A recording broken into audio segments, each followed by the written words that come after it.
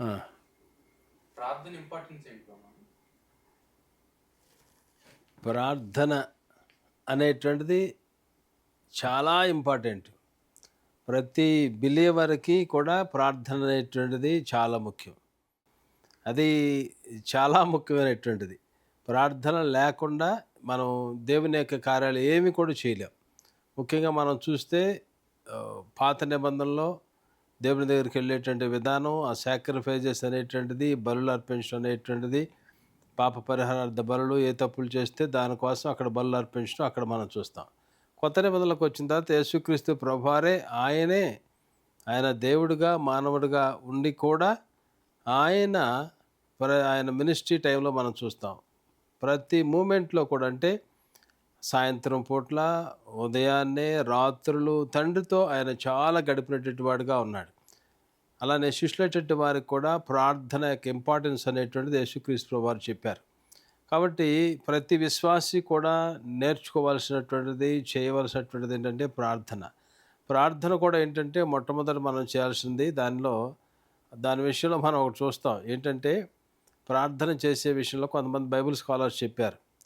దాన్ని ఎలా చెప్పారంటే ACTS అంటారు. అంటే ఏ అంటే ఎడోరేషన్, దేవుడిని మనం స్తుతించాలి.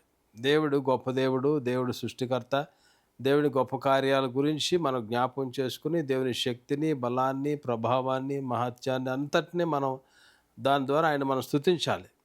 అది ఫస్ట్ ఏ అంటారు. దాని తర్వాత ఏంటంటే సి అంటే కన్ఫెషన్. మన స్థితి ఏంటి, మనం ఎలాగున్నాం, మన పరిస్థితి ఏంటి, మనం దేవునికి అవిధేయులుగా ఎక్కడ బ్రతికాం, ఏమేం తప్పులు చేసాం అనేటువంటి వాటిని మనం దేవుని సన్నిధిలోకి వెళ్ళి వాటిని మనం కన్ఫెస్ చేయాలి, దేవుని సన్నిధిలో మొరపెట్టాలి. వాటి విషయంలో మనం ప్రార్థన చేయాలి. అంటే క్షమించండి ప్రభువా అని ఆ తప్పులను మనం అడిగేటట్టు వారుగా ఉండాలి. అలానే ఈ తప్పులు అనేటువంటివి కూడా ఒకసారి చేసేటువంటి ఒక తప్పు చేసినట్లయితే మరలా అదే పాపంలో, అదే తప్పులో మనం కొనసాగే ప్రతిసారి కూడా క్షమించి ప్రభు అని అది రొటేషన్గా వెళ్ళేటట్టు వాళ్ళుగా ఉండకూడదు. దాని తర్వాత టీ అంటే థ్యాంక్స్ గివింగ్. అంటే దేవుడు మన పట్ల చేసేటువంటి వాటిని బట్టి దేవుడా నీకు స్తోత్రాలు ప్రభా, మీకు వందనాలు ప్రభా అని మనం దేవుడిని స్తుతించి, అంటే థ్యాంక్ఫుల్గా దేవుడు చేసేటువంటి కార్యాలను మనం చెప్పేటట్టు వారుగా ఉండాలి. తర్వాత లాస్ట్లో వచ్చేసేసి సప్లికేషన్స్. అంటే మన అవసరతలు ఏవైతే ఉన్నాయో వాటిని మనం మన భౌతికంగా అవసరతలు కానీ, స్పిరిచువల్ అవసరతలు, అలానే మన పక్కాళ్ళ గురించి, మన బంధువుల గురించి, మన ప్రియుల గురించి, వీళ్ళందరి గురించి మనం ఏదైతే మన ప్రేయర్ రిక్వెస్ట్లు ఇవన్నీ అవసరతలు ఉంటాయో వీటన్నిటినీ మనం సప్లికేషన్స్గా ప్రభు సన్నిధిలో వాటి గురించి మొరపెట్టేవాళ్ళుగా మనం ఉండాలి. సో ఈ ప్రాసెస్లో ప్రార్థన చేయటం అనేటువంటిది మనం నేర్చుకోవాలి. అలానే మనం దేవుని బిడ్డలుగా ప్రతిసారి దేవుడు ప్రార్థనకి చాలా ఇంపార్టెన్స్ అనేటువంటిది కూడా ఇచ్చారు. దేవుడు మనం చూస్తాం మొదటి జామున ఎక్కువ మంది భక్తులైనటువంటి వారు చేసేటువంటి పని అదే. మొదటి జామున లేచి ప్రార్థన చేసేటట్టు వారు. ACTS ఎన్ని చేయాలంటే కనీసం 2 గంటలన్నా పట్టిస్తాం.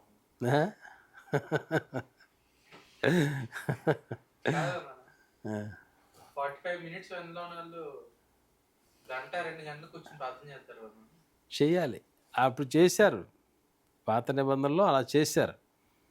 వాళ్ళు అలా చేశారు కాబట్టి పాత నిబంధనలో చేశారు, కొత్త నిబంధనలో చేశారు. యేసుక్రీస్తు వారు రాత్రులు వెళ్ళిపోయారు, దేవుని సన్నిధిలో అలా కూర్చునేటట్టు వాళ్ళు, అలా ప్రార్థన చేసేటట్టు వారు. చూడు అక్కడ గెత్సేమనే తోటలో ప్రభువారు అంతా రాత్రి అంతా ప్రార్థన చేశారు. సో మొదటి టైంలో ఇప్పుడు జనాలకి స్కెడ్యూల్ అంటే వాళ్ళ యొక్క లైఫ్ స్టైల్ మారింది, కానీ ఇప్పటికీ ప్రార్థన చేసేవాళ్ళు ఉంటారు. ఇప్పటికీ అనేకటువంటి ప్రాంతాల్లో, అనేకమైన దేశాల్లో రివైవల్ వస్తుందంటే కారణం ఏంటంటే ప్రార్థన. వాళ్ళ యొక్క అంటే ఆ యొక్క ఏమంటారు దాన్ని, వాళ్ళ జీవితాలను సరి చేసుకుంటాం, రిపెంట్ అవటం ఇవన్నీ జరుగుతున్నాయి కాబట్టి రివైవల్ అనేటువంటిది వస్తుంది. సో ప్రార్థన అనేటువంటిది చాలా ముఖ్యం. మేబీ అది మనం అనేకమైనటువంటి వాటిని పెట్టుకుంటాం టైం. ఇప్పుడు సినిమాలు చూస్తారు, చూసేవాళ్ళు ఉంటారు లోకంలో. వాడు సినిమాకి స్పెండ్ చేయాలంటే ఎంతసేపు చేస్తాడు? కనీసం 3 గంటలు కూర్చుంటాడు అక్కడ. అలానే దాని సినిమాకి వెళ్ళటం, సినిమా నుంచి రావటం 5-6 గంటలు పోతుంది. అంతసేపు అక్కడ కూర్చున్నానికి ఇష్టపడతారు కానీ దేవుని సన్నిధిలో కూర్చుంటాం.